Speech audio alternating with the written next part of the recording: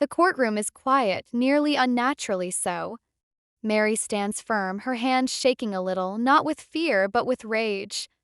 On the far side of the room, Cody refuses to meet her gaze, his jaw clenched like granite. Next to him, Robin's face goes pale.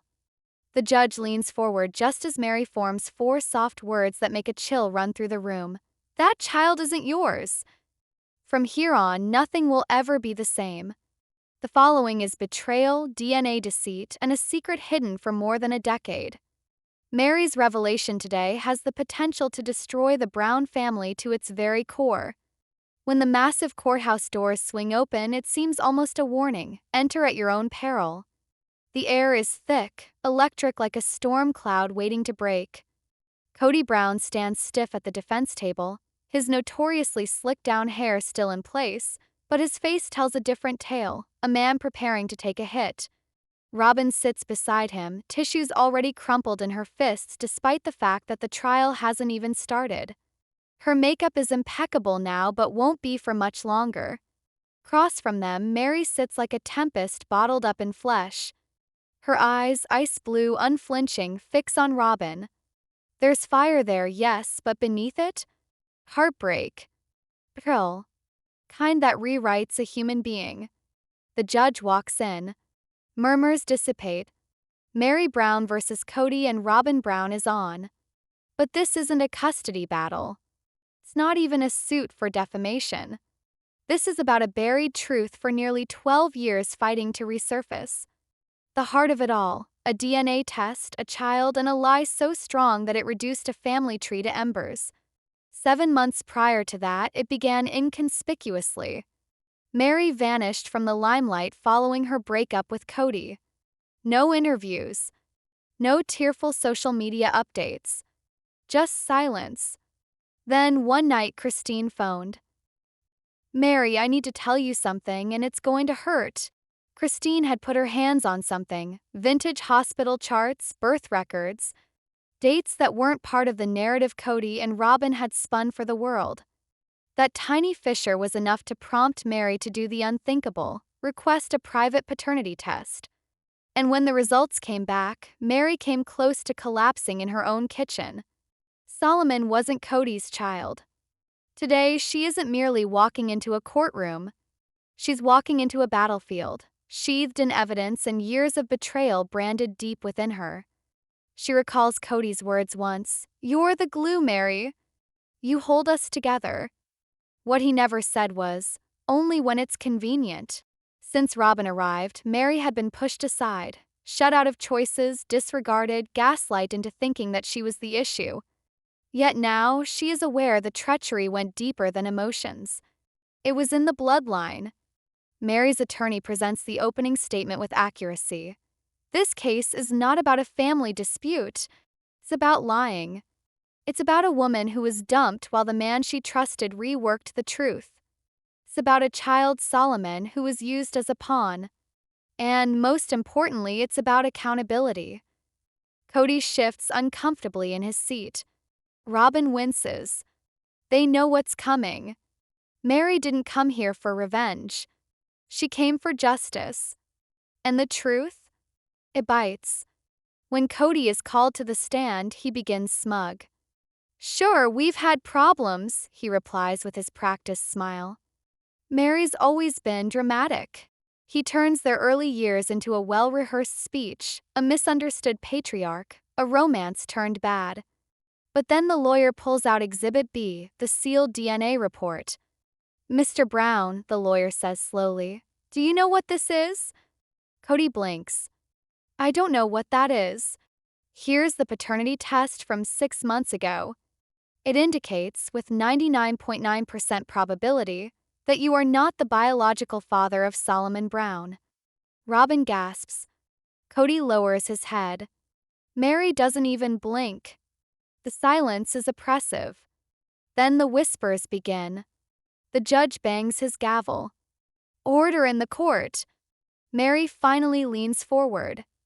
"He always knew," she states, her voice level. "He used Solomon to bring Robin into the family, to squeeze the rest of us out." Christine and Janelle give each other shocked looks. Mary wasn't supposed to bomb them with that so early. The lawyer goes on. We have evidence Cody knew for years, emails, messages. He and Robin kept it a secret and employed that falsehood to further fracture this family. Robin cries.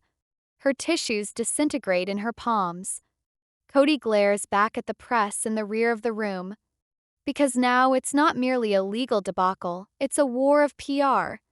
When family secrets end up in a courtroom, they cease to be secrets. They become weapons. Outside during lunchtime, reporters converge. Cody, any response to the shock of paternity? Robin, did you know? Mary, what's your motive? Mary remains quiet. She's not here for a headline. She's here for something quieter but more powerful. Redemption, she tells her lawyer. For me and for the truth. Flashback years ago in Robin's kitchen.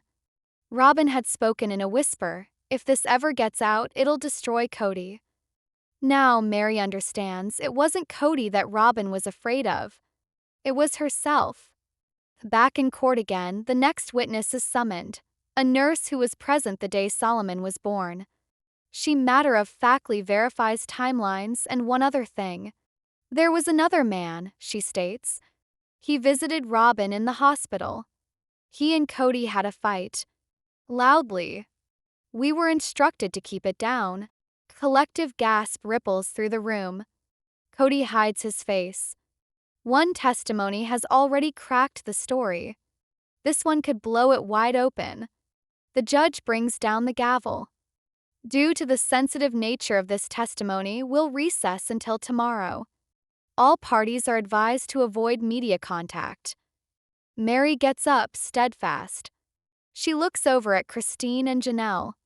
For the first time in years, they nod to her weakly. There is a silent pact renewed. Robin sneaks out through a side door, eyes puffy and red. Cody waits a moment longer, then follows Mary out. Because deep down, he knows the worst is yet to come. Tomorrow, a new witness will testify.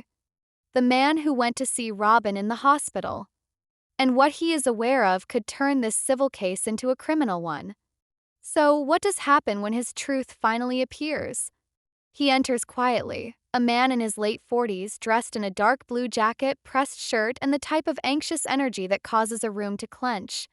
His name is Darren Holt. Nobody knows him at first, not even Cody. But then Robin notices him. A pen drops from her fingers. Her face goes straight to white.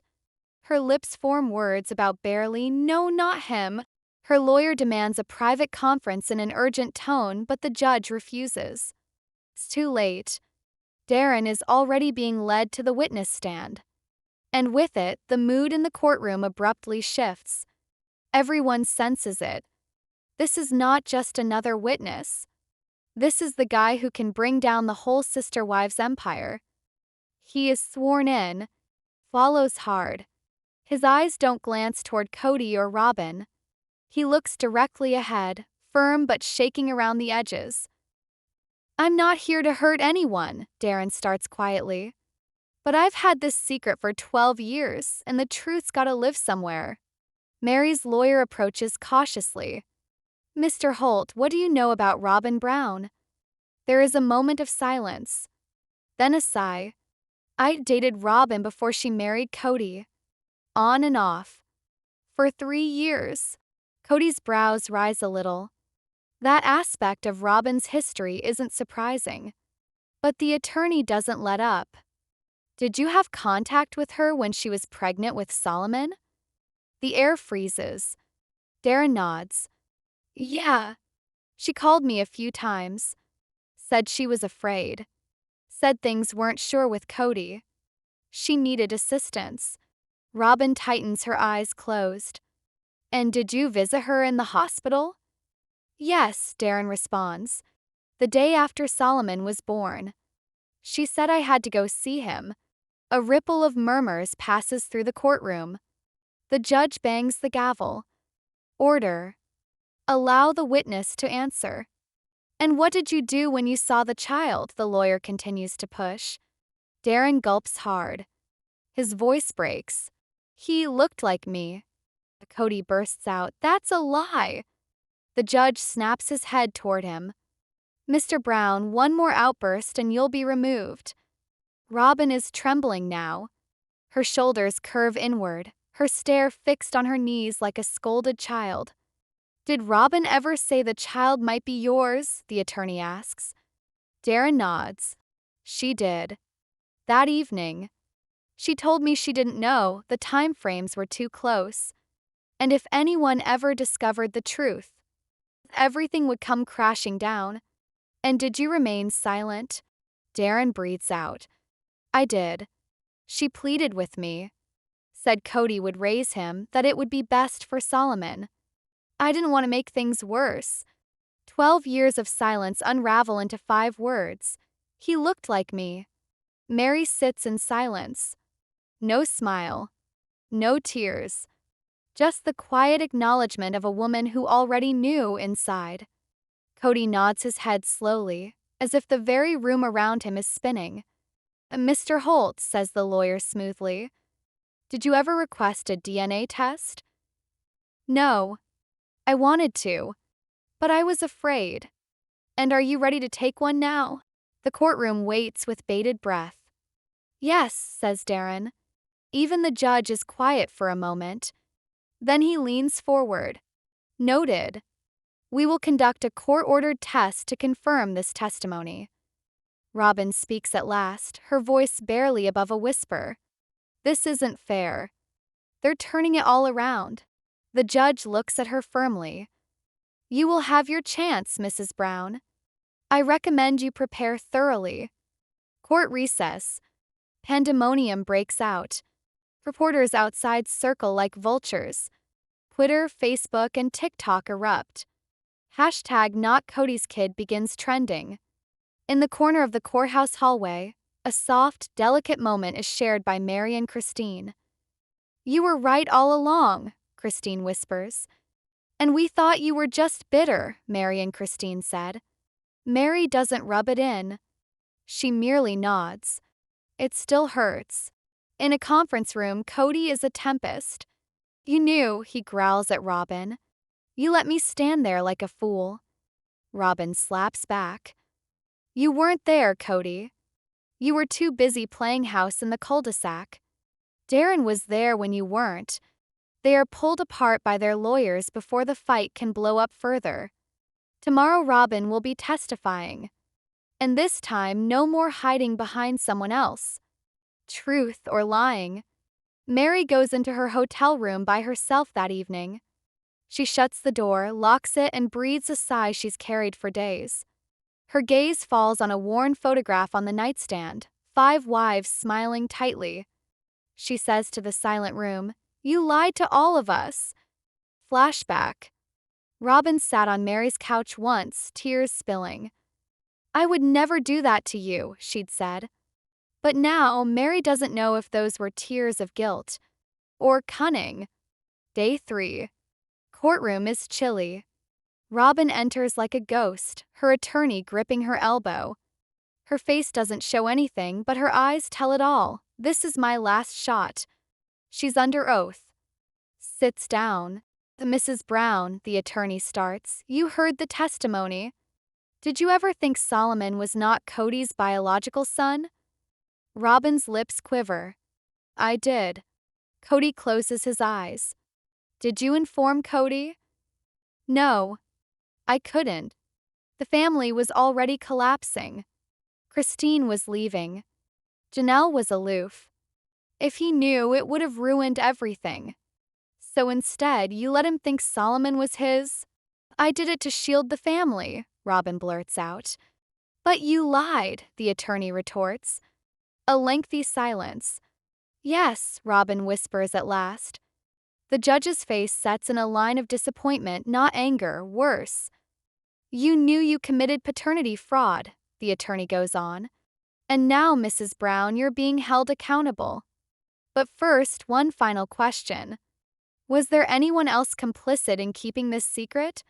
Robin pauses, draws a long, trembling breath, and nods. The gallery moves restlessly.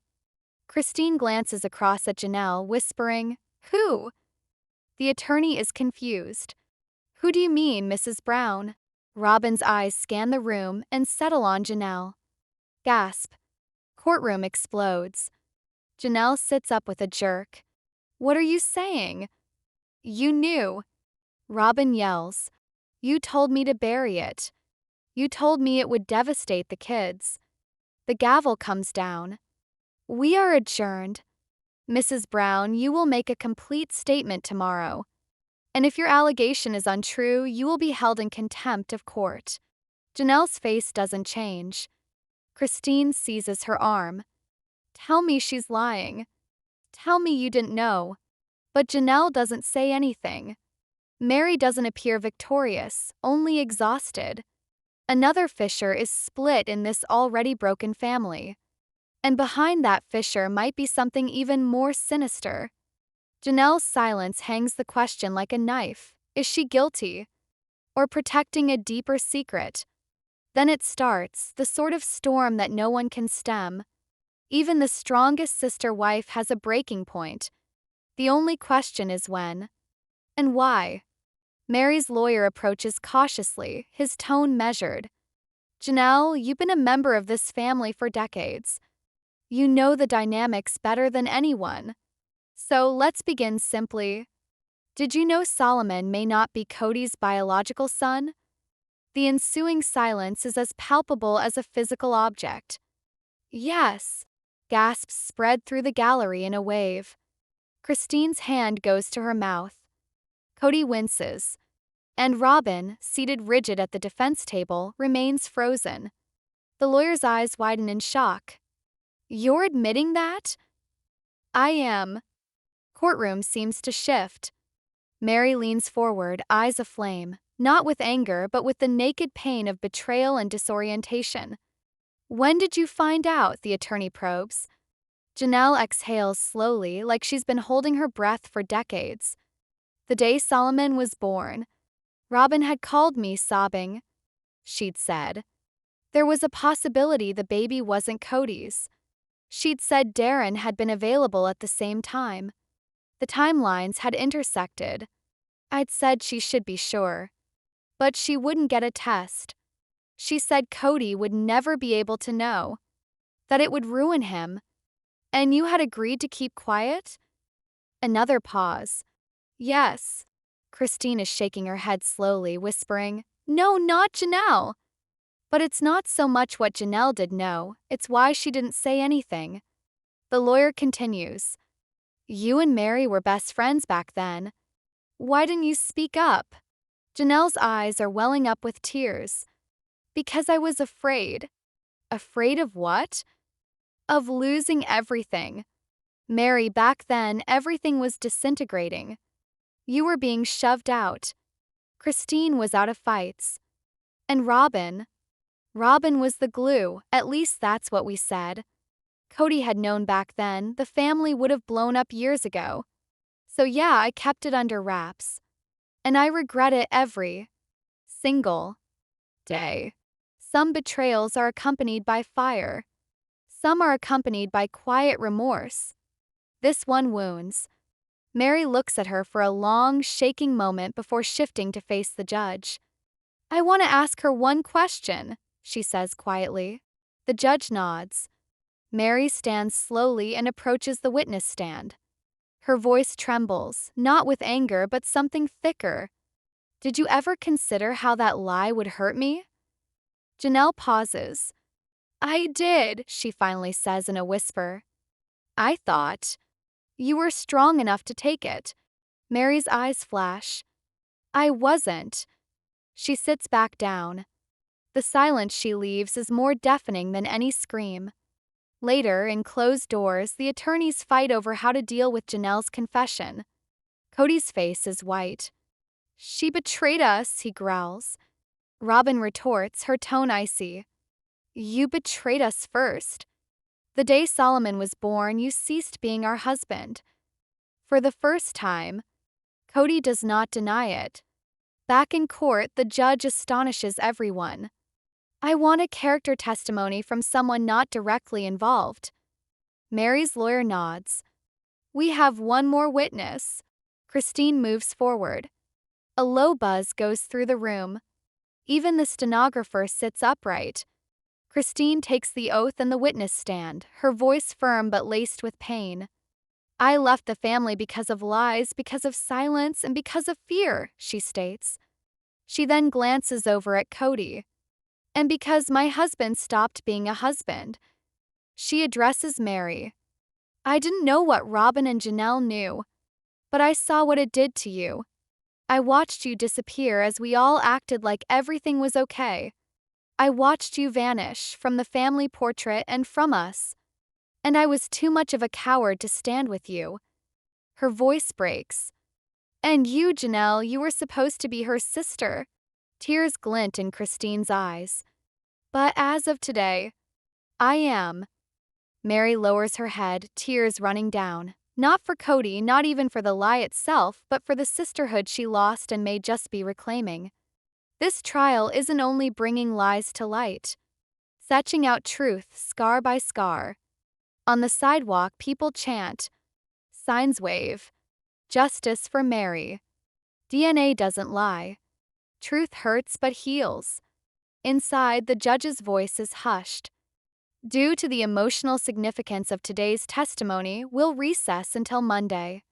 I request that all sides meet with their attorneys and discuss settlement offers. Cody marches out. Robin remains seated, dazed. Janelle approaches Mary. I'm sorry, she says softly. Mary does not respond. But she does not turn away. That evening, in a dark hotel room, Mary reads an old email draft on her computer to Cody. Subject, you lost me before I left. She reads it and deletes it. He doesn't deserve it anymore. Her phone rings. Unknown number. You need to know something else. Call me. It's about Solomon's birth certificate. D.D. Darren. She calls. Darren picks up on the first ring. Mary, whose name is on the certificate, it was altered weeks later after he was born. Someone filed for an amendment discreetly. Solomon's original last name wasn't Brown. The line goes dead. What's put down or omitted on a birth certificate can rock more than DNA ever might. Monday morning. Courtroom air is thick. I got new papers over the weekend, the judge states. If they're authentic, they might turn everything around. Robin is ill. Cody can't even hold up his head. Mary approaches with a folder. Inside, Solomon's original birth certificate. His name is Solomon Holt. It was later changed 1 month after birth.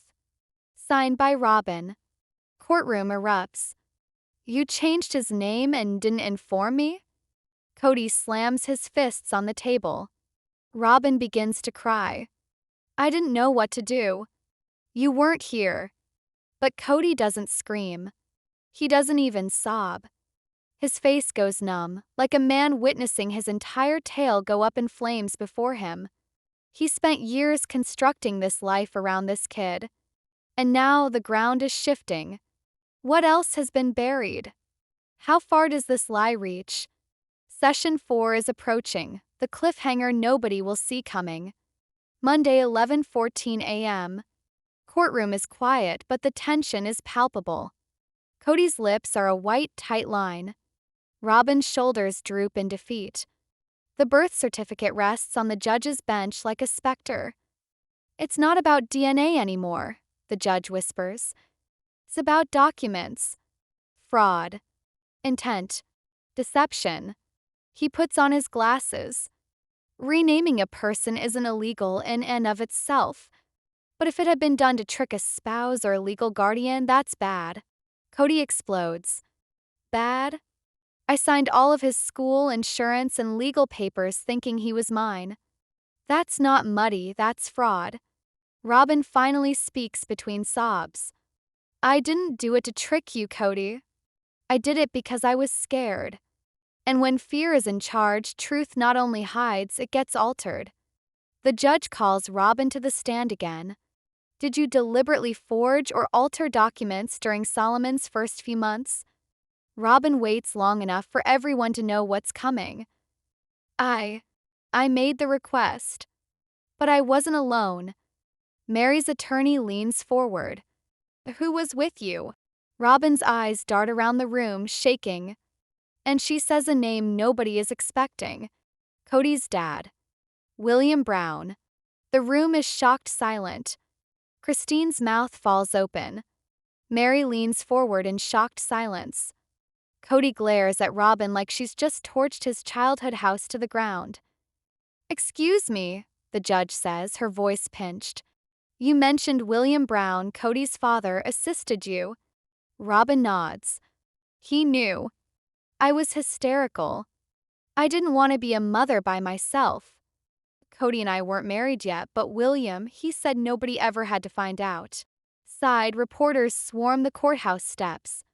Inside, Mary's lawyer wastes no time. Your Honor, we're requesting a subpoena for William Brown's private communications, emails, handwritten notes, anything relevant to this case. The judge nods. Granted. But there's a complication. Cody's father died 6 years ago. There will be no testimony, no cross-examination, only what's left behind. And what they find is worse than anyone imagined. That night, Christine and Janelle go to see Mary at her hotel. The atmosphere between them isn't cold anymore, it's bare. Familiar. Real. I thought you were the enemy once, Christine confesses gently. Now I'm not sure if you were just the first to realize the truth. Mary nods slowly. I was. And it almost killed me. Janelle wipes away at her eyes. If I could take back what I did, I would. But I can't. So at the very least, I can stand by your side now. And for the first time in a decade, the sister wives stand together, not as competitors, but as women united against the system that broke their family. Sometimes healing isn't about fixing the past. It is about burning the foundation and building from the ashes.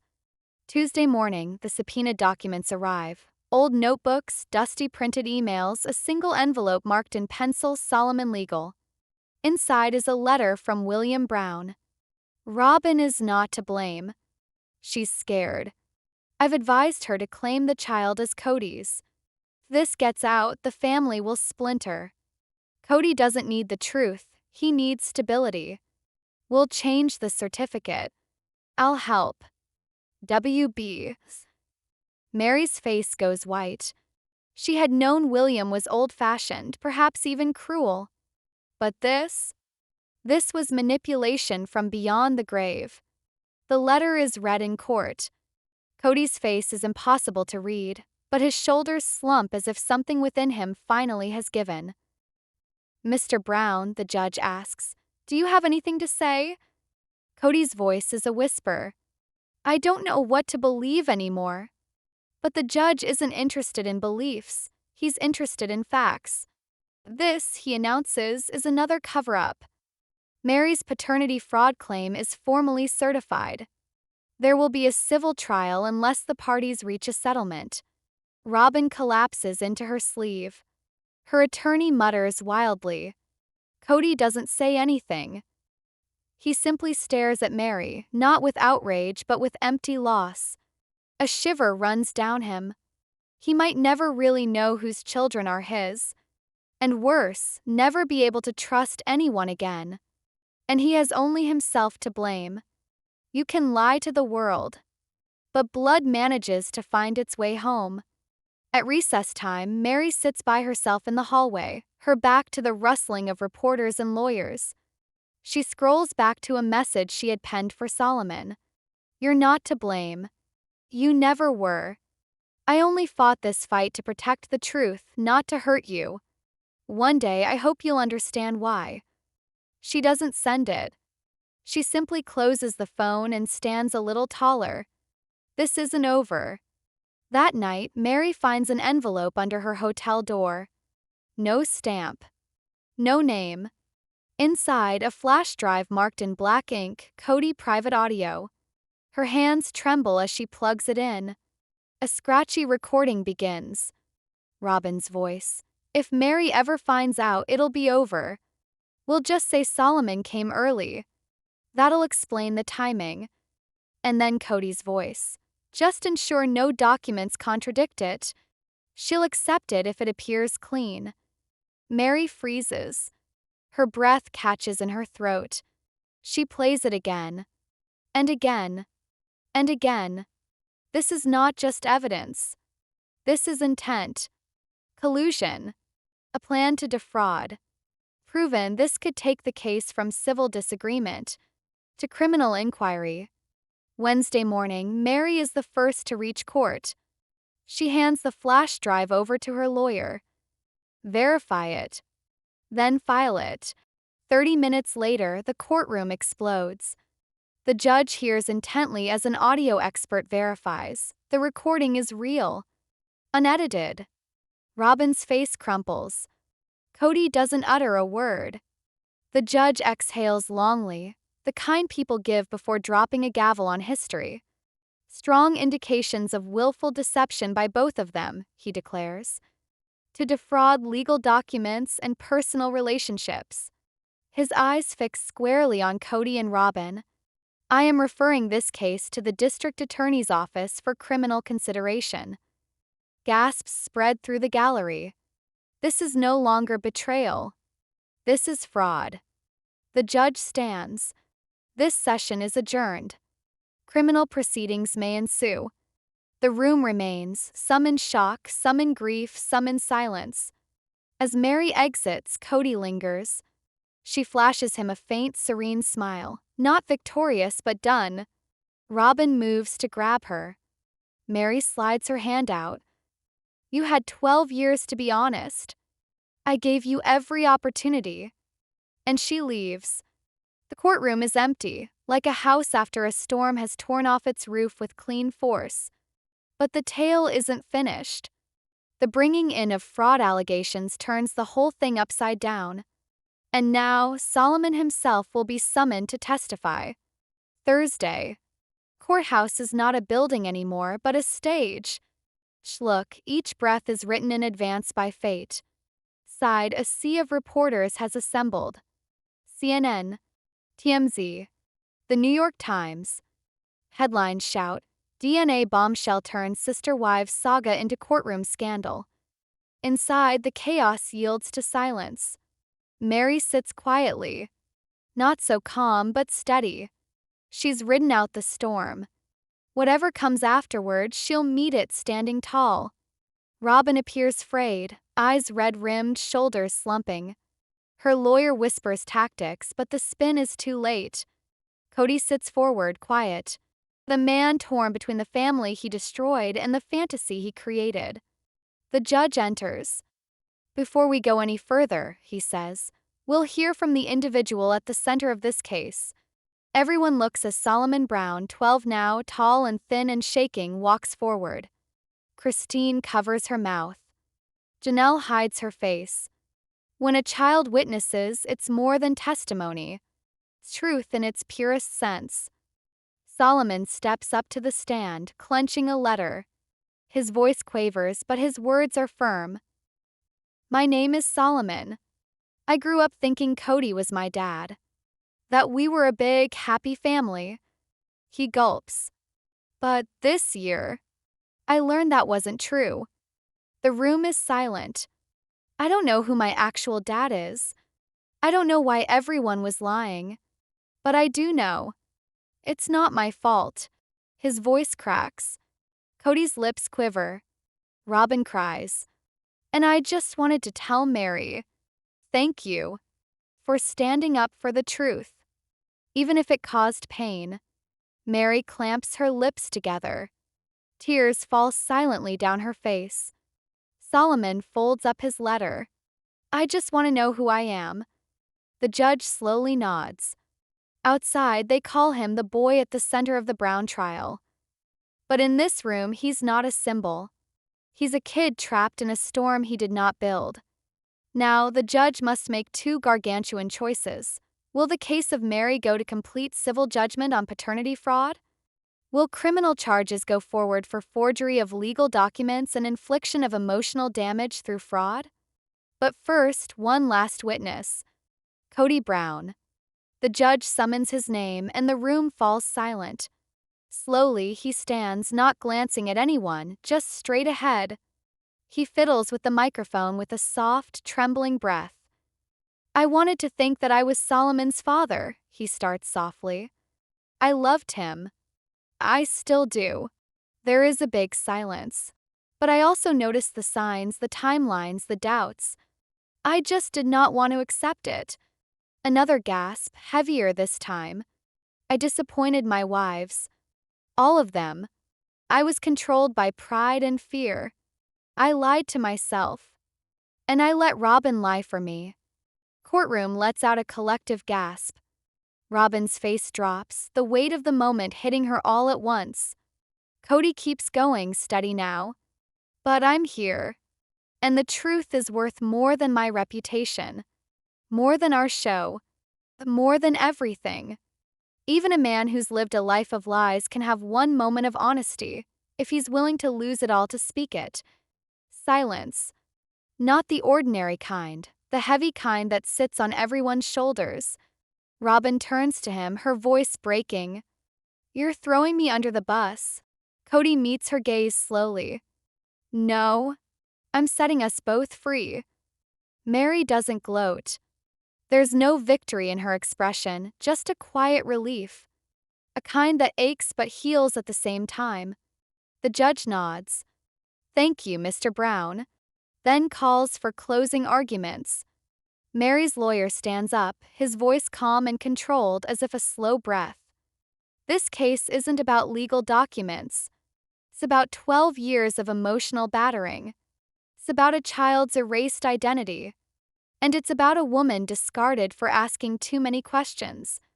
Mary Brown didn't come here seeking revenge. She came here to recover the truth." Robin's lawyer stands next, his voice gentle, defensive but not aggressive. "She did it out of fear. Misguided, yes, but not evil. She was isolated. She was coerced. She was abandoned." Courtroom listens and then waits. The judge goes into chambers. An hour elapses, an hour heavy with silence. Nobody dares speak. Solomon sits with a court-appointed counselor, holding a small stuffed bear a stranger gave him on the street. Christine leans toward Janelle, whispering, "I can't believe this is happening." Janelle nods. "But it is." Mary sits quietly. No scripted lines, no revenge fantasy, only a woman holding out for the truth to finally catch her breath. The judge returns. Everyone stands. After reviewing all testimony, evidence, and legal precedent, he starts, "I am ready to render my verdict." He glances toward Mary. "Mrs. Brown, your civil suit for paternity fraud is granted. You are awarded $265,000 in damages for emotional distress and damage to your reputation." Mary closes her eyes, a breath escaping like a burden she's borne too long. The judge addresses Robin. "Concerning the forgery of legal documents and the concealment of paternity, this issue is being referred to the district attorney for investigation. Criminal charges will be pending." Robin dabs at her nose, crying. Then he addresses Cody. "Mr. Brown, while your actions were reckless, they do not meet the legal definition of fraud. However, your role may be examined through civil arbitration if pursued." Cody simply nods. It's the nod of a man who finally knows what loss really feels like. Finally, the judge looks to Solomon. "Solomon, this court understands your hurt. We will see to it that you get help and counseling that you deserve. If permissible under law, further contact with your biological father will be arranged." He bangs the gavel. The court is adjourned. Verdicts don't eliminate pain, but they can start the healing process. Side reporters gather. Cameras flash. But Mary says nothing. No microphones, no Instagram posts, no tell-all. She walks down the courthouse steps flanked by Christine and Janelle. The three of them, once fractured, are now quietly bound by the truth. Solomon hugs her briefly before leaving with the counselor. Mary leans down, whispers gently, "You're not your parents' mistakes." He nods. Later that evening, Mary is by herself in her hotel room. She opens the letter Solomon read in court. He'd requested the clerk to pass it along to her afterwards. At the end, one final line. "I hope one day I can talk to you again. Not as the kid you protected, but as someone who finally understands why." She holds the letter against her chest. No tears. Only freedom. Several nights later, Christine, Janelle, and Mary get together for dinner. No cameras. No manufactured smiles. 3 women finding laughter again. Mary picks up her glass. To the truth. Even when it hurts. They tap their glasses. And somewhere in town, Cody sits alone in front of the television set, viewing the news replay the courtroom scenes. The women he once commanded are moving on, without him. He flips off the TV. For the first time, he does not call Robin. Because in the depths of his gut, he knows this book has been closed. The end of one book always turns the page to a new one. No lies. No fear. No him. But here's the question that hangs in the balance. Was justice really served, or are there still more secrets to be uncovered? Let us know what you think in the comments below. Would you forgive like Mary or leave for good?